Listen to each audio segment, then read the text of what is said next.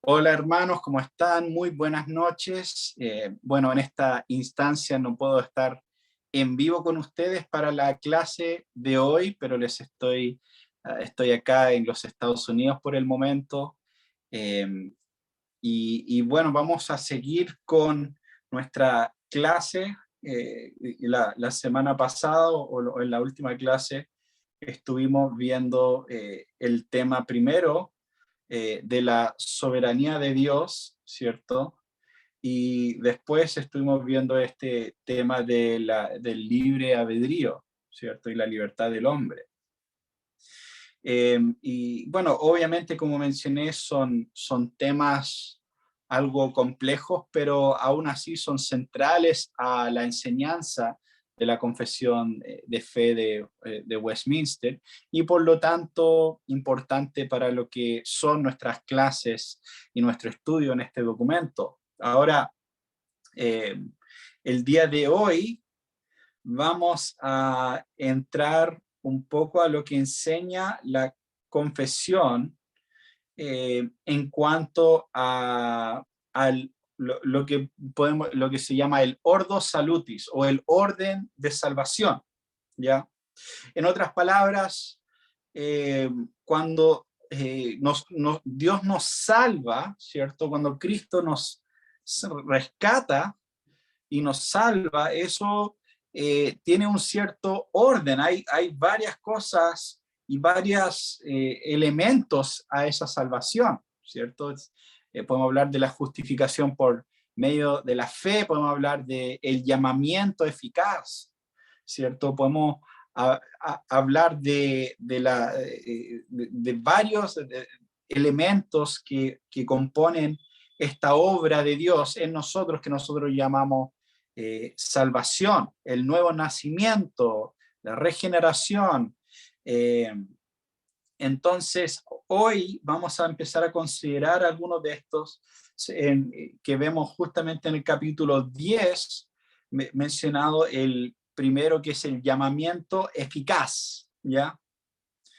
Entonces vamos a leer junto el punto número 1 de el capítulo 10 de la confesión, y dice: todos aquellos a quienes Dios ha predestinado para vida, y solamente a ellos le agradó en su tiempo señalado y aceptado llamarlos eficazmente, por medio de su palabra y espíritu, de aquel, eh, de aquel estado de pecado y muerte en el que están por naturaleza, al estado de gracia y salvación por medio de Jesucristo, iluminando sus mentes espiritual y salvíficamente para entender las cosas de Dios, quitándoles su corazón de piedra y dándoles uno de carne, renovando sus mentes, o sus voluntades, perdón, y determinándolos a hacer lo que es bueno por su poder todopoderoso y acercándolos eficazmente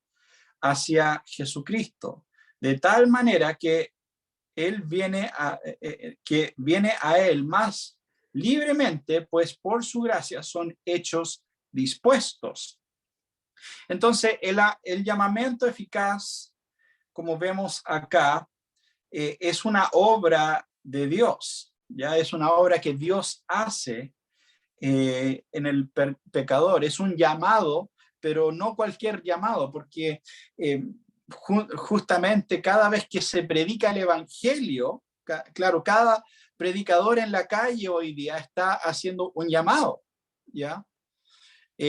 Obviamente pasan muchas personas que no responden a ese llamado. Ahora, la pregunta es, ¿por qué no responden a ese llamado? Y en ese sentido, la escritura es clara que nadie, Jesús dijo, nadie puede venir a mí si es que el Padre no primero los llama, ¿cierto? En ese sentido, el Dios cuando Dios llama a los suyos, ¿cierto? Ellos vienen. Jesús dijo, mis ovejas escuchan mi voz, ¿ya?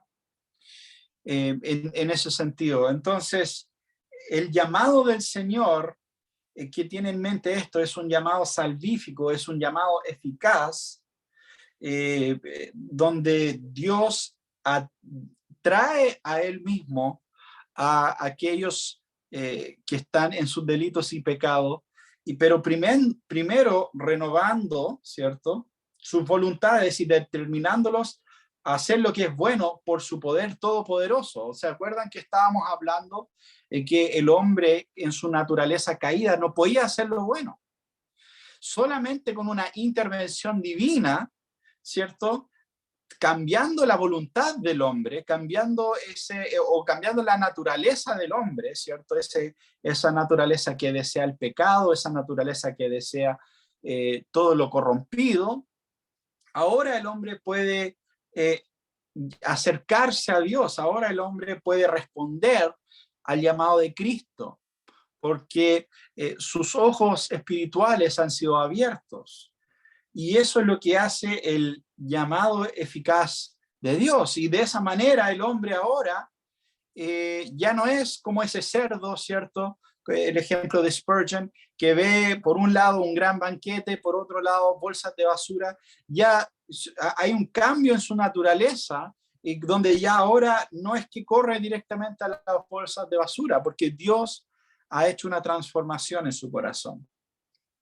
Y bueno, también todo esto está asociado a lo que es el nuevo nacimiento, a lo que es la regeneración, que es la palabra quizás más técnica para esta doctrina de nuevo nacimiento, donde Dios toma, ¿cierto?, nuestro corazón de piedra y nos da un nuevo corazón. Y ahora con ese nuevo corazón podemos acercarnos a Dios, podemos arrepentirnos de nuestros pecados y todo lo demás.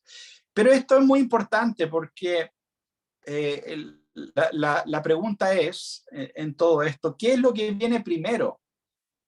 ¿Nosotros nos acercamos a Dios y después Dios cambia nuestro corazón? ¿O Dios cambia nuestro corazón y ahí nos podemos acercar a Dios?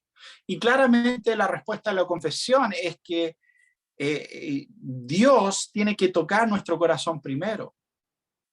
No es que nosotros nos acercamos a Dios y Dios se acerca a nosotros en ese sentido, sino que Dios hace una obra salvífica en nuestro corazón y de esa manera nos podemos acercar a Dios. Con ese corazón nuevo, regenerado, ahora podemos amar las cosas de Dios, ahora podemos odiar nuestro pecado, ahora podemos acercarnos a Dios y responder a su llamado, básicamente. Punto número 2, dice, este llamamiento eficaz proviene únicamente de la libre y especial gracia de Dios, no por cosa alguna previamente vista en el hombre, el cual es totalmente pasivo en ello hasta que siendo vivificado y renovado por el Espíritu Santo. La persona es por ese medio capacitada para responder a este llamamiento. A responder a este llamamiento y para abrazar la gracia ofrecida y transmitida en él. Ok, entonces esto es básicamente diciendo lo que acabo de mencionar, o sea, esto es una obra de Dios. El hombre es totalmente pasivo en ello. Qué increíble esa frase, el hombre es totalmente pasivo en esto. Porque tiene que ser el Señor que quita la venda de nuestros ojos, tiene que ser el Señor que hace la obra en nuestros corazones y de esa forma podemos acercarnos a Dios y buscar las cosas de Dios. Y de esa manera podemos decir con toda claridad que la salvación es de Dios. La salvación es 100% de Él, es 100% por su gracia y no por algún mérito nuestro, no porque nosotros estamos poniendo nuestra parte, por así decirlo. Número 3. Los niños elegidos que mueren en la infancia son regenerados y salvados por Cristo mediante el Espíritu. quien obra cuando, donde y cómo le agrade. De la misma manera son regeneradas y salvadas todas las otras personas elegidas que son incapaces de ser llamados externamente o por el ministerio de la palabra. Bueno, en este punto llegamos a un tema bastante delicado. Yo diría que este es el tema central por el cual muchos evangélicos modernos rechazan la doctrina del pecado original, rechazan la doctrina histórica de la idea de que nosotros estamos muertos en pecados desde el nacimiento, ¿ya? Y es justamente esto, que si estamos condenados no solo por nuestros pecados, sino por el pecado de Adán, si nacemos muertos en nuestros delitos y pecados, eso significa que un bebé está en el vientre de su madre, está muerto en delitos y pecados, ¿ya? Y por lo tanto, si ese bebé muere en el vientre de su madre, o si ese bebé muere en su infancia, bien pequeño, estaría todavía culpable de ese pecado de Adán. Y muchas personas dicen, no, esa es una doctrina impensable. Básicamente, no importa si la Biblia lo enseña, yo no lo voy a aceptar porque me parece cruel. Básicamente, ¿cómo Dios podría mandar al infierno un niño pequeño e inocente? ¿Ya? Bueno, obviamente el primer problema con eso es que piensan que los niños son inocentes en ese sentido. Y yo creo que cualquier padre puede dar testimonio que los niños pequeños no son tan inocentes como todos o muchos les gusta presentar el asunto. Y es solo como dio ejemplo una vez el predicador Paul Washer, es cosa de ver, ¿cierto?, un niño pequeño cuando tú le quitas algo, ¿cierto? Y algo que quiere y te mira con esa cara de rabia. Y Paul Washer decía, mira, si ese niño hubiera tenido más fuerza de la que tiene en ese momento, él te mataría y iría a buscar la cosa que le quitaste, o sea, sin ningún problema. Porque la maldad está dentro de nosotros desde nuestra infancia. Los niños en ese sentido no son puros, ¿ya? Quizás son más inocentes en el sentido de que todavía no han aprendido a ser pecadores con experiencia, podríamos decir, y con varias, no han aprendido varias técnicas para practicar el pecado, pero el pecado ya está abundando en sus corazones. Pero bueno, ¿y qué pasa volviendo al asunto, qué pasa con los niños que mueren en la infancia? Este punto de la confesión, si se dan cuenta, no dice que todos los niños que mueren en la infancia porque no pudieron con su boca decir Cristo es Señor, automáticamente se van al infierno, sino que deja abierta la idea y la posibilidad de que Cristo puede regenerar a través de su espíritu a los elegidos, ¿cierto? Y si esos son niños que quizás nunca profesan con su boca, pero son regenerados por el Espíritu de Dios, antes de que nosotros podamos ver realidades externas, Dios los puede salvar. Y no hay nada bíblicamente que dice lo contrario, ¿cierto? Y lo mismo también menciona a personas que están incapacitadas, ¿cierto? Por discapacidad mental o otras cosas, de expresar plenamente el evangelio. O sea, Dios es libre en ese sentido para salvar. Y no solamente porque nosotros no podamos ver en esos casos la manifestación externa por su situación de desarrollo y de vida, no significa que Dios no ha hecho una obra en ellos, básicamente. Entonces, por un lado, no comete el error que cometen muchos, ¿cierto? Que dicen, no, cualquier niño que muere antes del año, automáticamente se va al cielo. y eso es algo muy común. Y yo me acuerdo un apologista famoso, le estaban haciendo preguntas y le dijeron, bueno, ¿por qué tienes tanto problema con el aborto si según ustedes dicen que todos los niños se van al cielo? Eso significa que todos esos niños que mueren abortados van directo al cielo y por lo tanto los que hubieran terminado en el infierno ahora terminan en el cielo. Obviamente hay varios problemas con ese tipo de pensamiento y es por eso que por un lado no queremos limitar al Señor, no queremos limitar lo que Dios puede hacer y la obra que puede hacer de regenerar a quien Él quiere regenerar.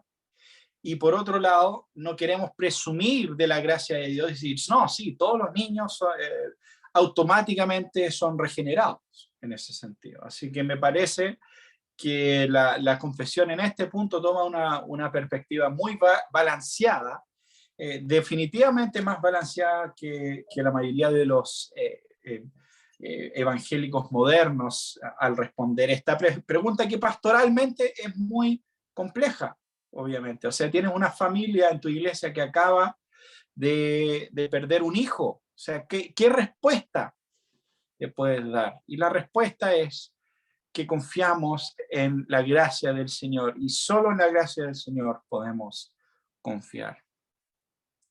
Muy bien. Punto número 4. Otros no son elegidos, aunque sean llamados por el ministerio de la palabra y tengan ciertas operaciones comunes del Espíritu. Sin embargo, nunca vienen verdaderamente a Cristo y por lo tanto no pueden ser salvados. Mucho menos pueden los hombres que no profesan la religión cristiana ser salvados de ninguna otra manera, aunque sean tan diligentes como para conformar sus vidas de acuerdo a la luz de la naturaleza, a las leyes de aquella religión que profesan.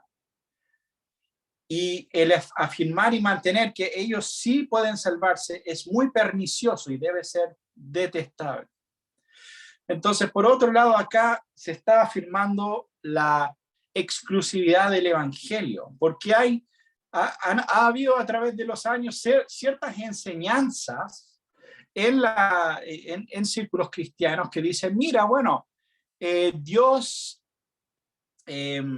salva a las personas en otros lugares que nunca han escuchado el evangelio, Dios los salva si es que son buenas personas, si es que son devotos a la religión que ellos practican, ¿cierto? Si son budistas devotos, entonces son salvos.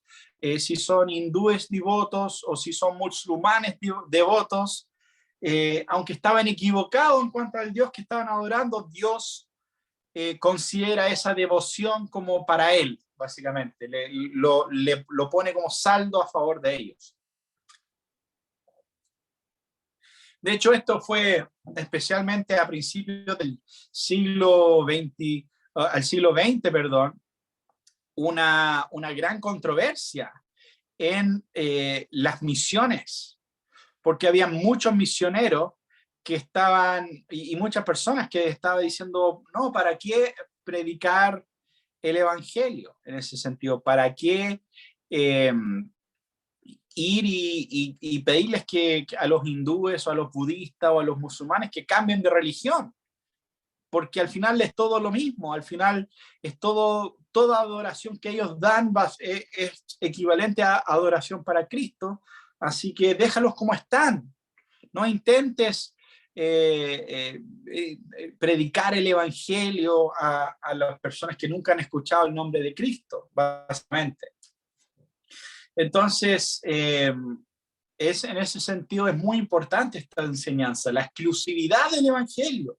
Solamente por medio de Cristo somos salvos. No hay ninguna otra religión, ninguna otra ideología que puede traer salvación. Y no importa si hay personas que son externamente, se ven muy correctas, se ven muy ordenados en sus vidas y tantas cosas. Si no conocen a Cristo, no tienen salvación.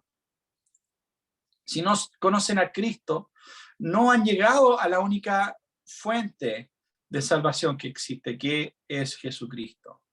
Así que es muy importante esto, de esta afirmación de la necesidad de ese llamamiento eficaz, de que Dios, por medio de la predicación del Evangelio, llame a los suyos, ya Cristo llame a sus ovejas por medio de la predicación. Y cuando Cristo lo hace, es eficaz, no es un opcional, por así decirlo. Para Pablo no era opcional, él iba camino a Damasco sobre un caballo y Cristo lo llamó y lo botó de su caballo. Cambió su rumbo en ese día. Y no porque él quería, no porque él estaba con deseos de seguir a Cristo, todo lo contrario. Cristo trajo transformación y lo llamó en ese día y Pablo no tenía otra que responder a ese llamado. Muy bien. Ahora vamos a estar considerando un poco el capítulo 11. Dice, a quienes Dios llama eficazmente, también los justifica gratuitamente, no mediante la infusión de justicia en ellos, sino que les perdona sus pecados y cuenta y acepta sus personas como justas, mas no por algo obrado en o hecho por ellos, sino solamente por causa de Cristo. Tampoco les imputa la fe misma, ni el acto de creer o alguna otra obediencia evangélica como su justicia, sino que les imputa la obediencia y satisfacción de Cristo, recibiendo ellos a Cristo y descansando en Él y en la justicia mediante la fe, la cual no tiene de ellos mismos, no la tienen de ellos mismos, pues es un don de Dios. ¿Ya? Esto es un punto muy importante y es uno de los puntos de división con la Iglesia Católica Romana. La justificación por medio de la fe no es una infusión de justicia, ¿ya? No es como que mágicamente Dios te hace más justo a través de la justificación por medio de la fe. No somos hechos justos en esto, somos declarados justos, ¿ya? Y hay una gran diferencia ahí, porque esa declaración de Dios es una declaración legal, que ante los ojos de Dios, ahora lo que Dios ve no es nuestra propia justicia, sino los méritos de Cristo. La justicia de Cristo, la obediencia de Cristo es imputada a nosotros. Entonces, en vez de mirar nuestra obediencia o nuestro pecado, Dios mira la justicia y la obediencia de Cristo y se nos es contado como justos en ese sentido. Y podemos ver eso claramente, por ejemplo, en 2 Corintios 5, 19.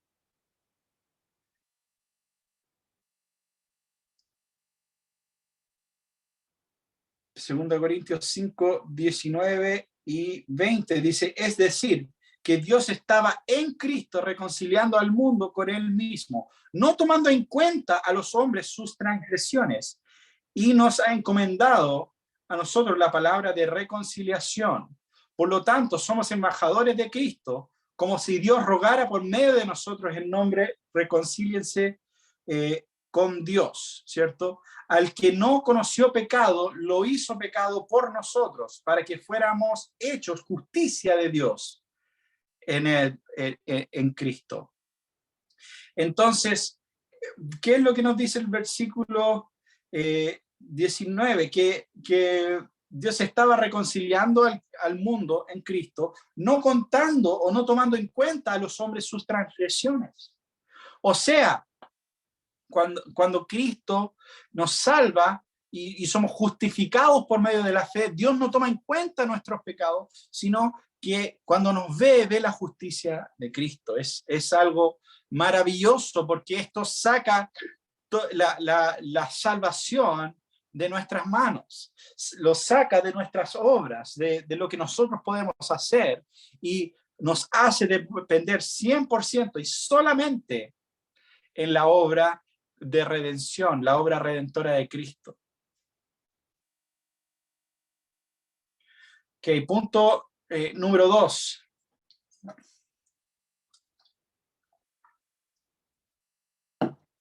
La fe que es de este modo, que de este modo recibe a Cristo y descansa en él y en su justicia, es el único instrumento de justificación.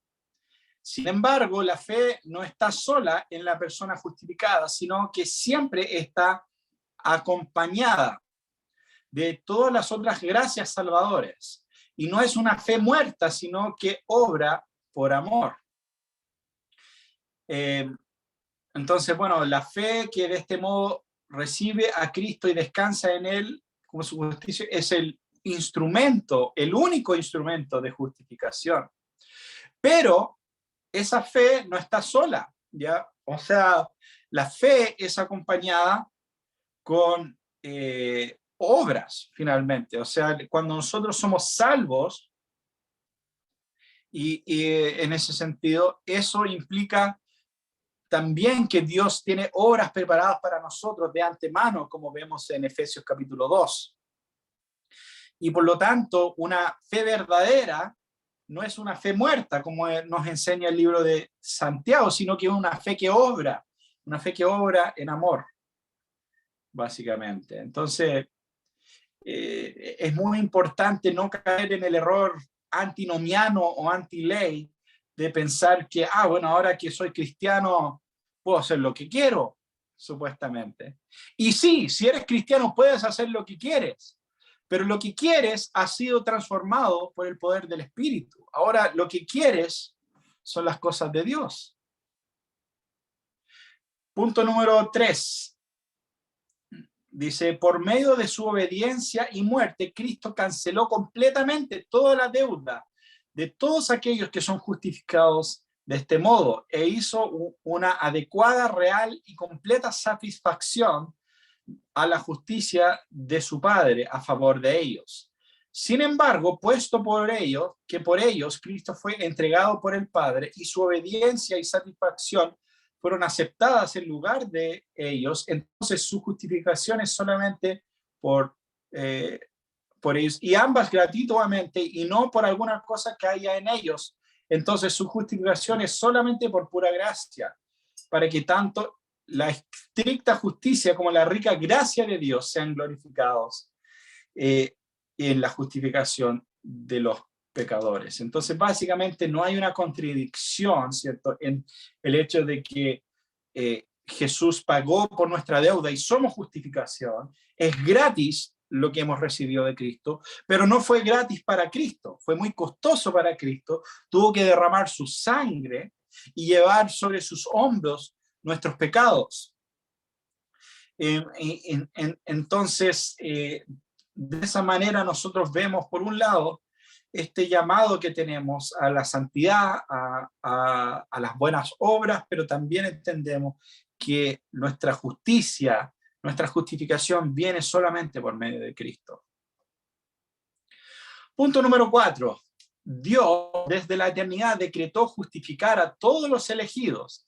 Y en la plenitud del tiempo, Cristo murió por los pecados de ellos y resucitó para su justificación.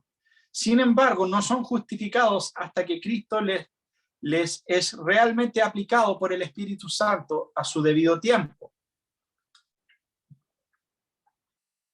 En otras palabras, la justificación no es que se nace justificado, ¿ya? Y en ese sentido es algo que ocurre en su debido tiempo, es algo que acompaña la salvación. Porque, y esto tiene que ver con el punto donde creemos que hay personas, somos predestinados antes de la fundación del mundo y todo eso, pero al mismo tiempo la obra de Dios, ¿cierto?, de salvación ocurre en un momento de nuestras vidas, ¿cierto? En un momento de nuestras vidas llega Cristo. Y entonces no es que el punto de acá es simplemente marcar esa distinción, ¿cierto? Los elegidos no son automáticamente justificados al momento de nacer, es algo que ocurre en un tiempo específico en la vida. Ok, punto número 5, dice, Dios continúa perdonando los pecados de aquellos que son justificados por sus pecados. Perdón, son justificados. Y aunque nunca caigan de esta justificación, sin embargo, por sus pecados pueden caer bajo el desagrado paternal de Dios, quien no le restaura, quien no le restaura a la luz de su rostro hasta que se humillen, confiesen sus pecados, imploren su perdón y renueven su fe y arrepentimiento. Esto es un punto muy importante. La salvación no se pierde, la justificación no se pierde, ¿cierto? Eso es un regalo de Dios. Pero por otro lado, lo que nos está diciendo esto, que pueden haber momentos en nuestra vida donde caemos bajo el desagrado paternal de Dios, ¿ya? Si nosotros somos hijos de Dios, entonces tenemos una relación de padre y hijo con Dios. Y eso significa que también Dios castiga a sus hijos en dados momentos. Y eso es claramente enseñado en la Biblia, en el libro de Hebreos capítulo 12, versículos 6 al 8 nos dice, porque el Señor disciplina a los que ama y azota a todo el que recibe como hijo. Lo que soportan es para su disciplina, pues Dios los está tratando como a hijos. ¿Qué hay a quien el Padre no disciplina? Si a ustedes se les deja sin disciplina, que todos reciben, entonces son bastardos y no hijos legítimos. Ya, palabras fuertes. O sea, no podemos pensar o creer que Dios es simplemente un osito de peluche que nos va a dar todo lo que nosotros queremos y que nos va a librar de todo lo negativo que puede pasar en la vida. En ese sentido, es el Señor quien está obrando y que es el Señor quien nos está moldeando. Y eso a veces implica castigo. Eso a veces implica tiempos desagradables, estando bajo el juicio de Dios, aún siendo sus hijos.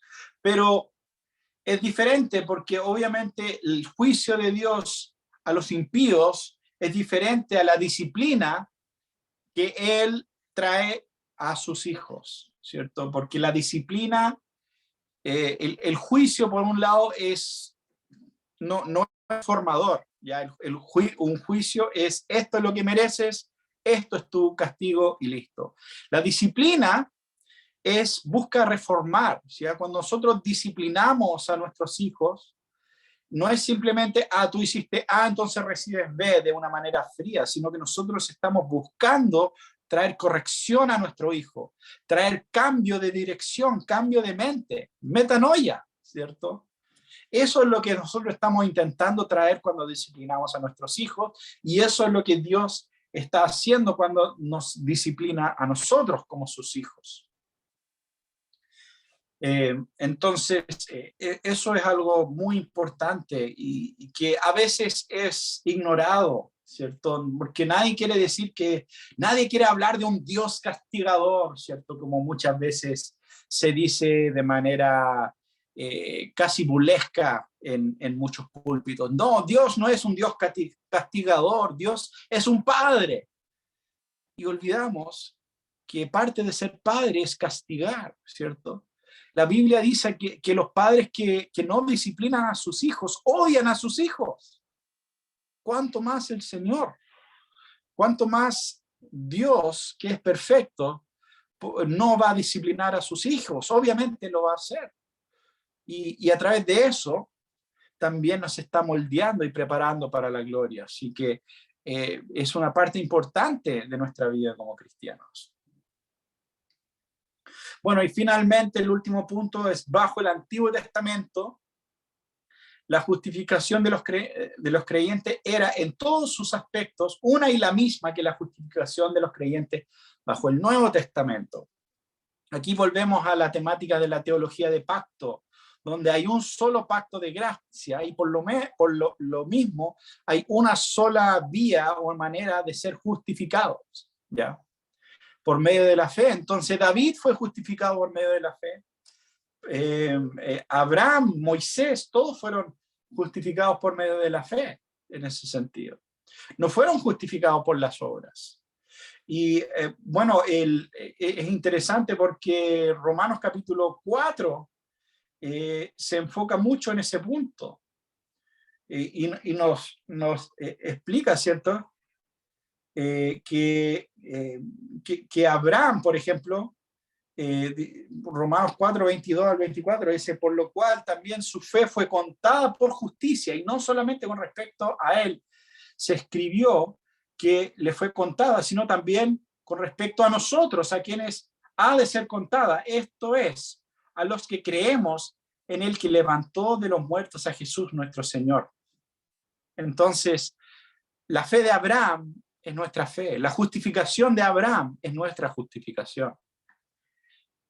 Sí, nosotros tenemos mayor luz sobre ciertas cosas, pero en esencia, justificación por medio de la fe es el instrumento que Dios ha usado para todos sus hijos a través de todos los siglos. Muy bien, hermanos. Bueno, hemos podido ver lo que ha sido estos capítulos.